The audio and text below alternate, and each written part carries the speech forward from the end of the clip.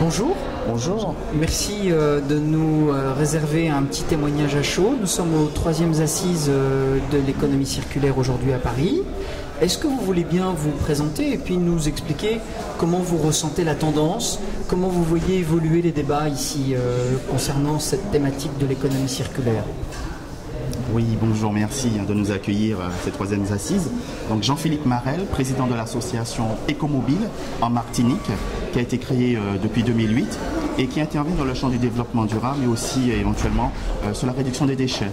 Et effectivement, depuis 2012, l'association s'est inscrite dans l'économie circulaire, et notamment avec un focus sur la réparation, puisque c'est un des maillons qui manquait vraiment sur notre territoire, puisque le développement notamment de tri sélectif, etc., se développe énormément sur le territoire, mais il n'empêche qu'il manquait quand même quelque chose, un maillon, et celui de la réparation.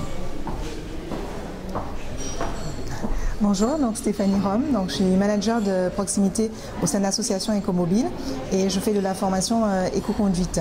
Alors l'objectif pour moi c'est de voir un petit peu les tendances, participer aux ateliers pour pouvoir, en tout cas au sein de mon territoire, impulser, surtout au niveau de la jeunesse, des nouvelles dynamiques concernant l'environnement. Alors c'est vrai qu'effectivement sur notre territoire, l'économie circulaire est tout récent. Nous, c'est notre première participation à ces assises. Donc nous, on est venu prendre énormément d'informations justement pour pouvoir amener ces informations auprès des autres associations qui n'ont pas pu faire le déplacement. C'est quand même un coût. Donc c'est pour nous aussi être comme des ambassadeurs, on va dire, sur notre territoire pour pouvoir partager l'ensemble des informations que nous aurons recueillies pendant ces 2 jours au sein des assises. Donc pour nous, c'est vraiment un lieu de rencontre, d'échange et d'enrichissement pour pouvoir justement voir tout ce qui se fait dans le monde et pour pouvoir éventuellement les appliquer, mais bien sûr avec nos spécificités. Si on lit le livre programmatique d'Emmanuel Macron, Révolution, on lit certaines pages où la notion des territoires, et notamment des territoires d'outre-mer, sont très importants pour projeter l'offre, je dirais, des éco-innovations à l'étranger. Comment voyez-vous cette question et comment voyez-vous, comment vous sentez-vous en capacité justement de pouvoir apporter de l'innovation dans la projection internationale de cette excellence française sur l'environnement, sur l'économie circulaire par exemple? Oui, effectivement, les territoires d'outre-mer sont riches de par la biodiversité, mais aussi les mangroves, etc.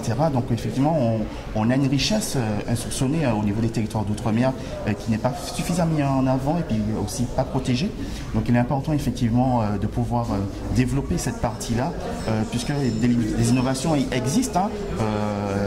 Il y a peut-être 10 ans de cela, une jeune entreprise, à partir de la banane, notamment des troncs de banane qui étaient souvent jetés, on peut faire du mobilier et d'autres choses à partir de cette matière première. Donc effectivement, il y a un vivier d'emplois, mais aussi de nouvelles créations d'emplois et d'activités qui sont insoupçonnées sur les territoires d'outre-mer et dont effectivement on ne s'en occupe pas trop, mais qui pourraient effectivement développer à la fois l'activité économique sur ces territoires, mais aussi permettre à des entreprises d'innover en termes de process. Madame. Alors, moi, je pense que le fait déjà d'être une île, ça réduit au niveau de l'espace et on est au quotidien obligé de penser autrement, de faire les choses autrement pour pouvoir faire en sorte qu'elles soient durables mais qu'elles soient aussi économiques, puisque on n'est pas forcément sur l'import à 100% et sur l'export à 100% puisque ça a un coût.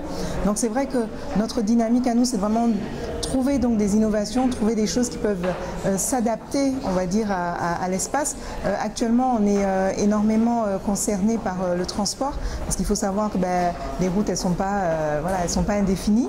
Et donc, on a en tout cas en ce moment un test sur le TCSP, donc le transport collectif en site propre. Collectif en site propre. L'arrivée de nouveaux véhicules hybrides, de nouveaux véhicules électriques. Au niveau de panneaux solaires aussi, donc on voit bien qu'on est dans une dynamique de changement, mais ce changement ne peut pas se faire n'importe comment, dû par justement le territoire et la spécificité. Eh bien, merci beaucoup. En tous les cas, on vous souhaite bon courage et merci de nous avoir accueillis pour un petit témoignage à chaud pour le Club ADEME International. À bientôt. Merci à vous. Au revoir. Merci beaucoup. Au revoir.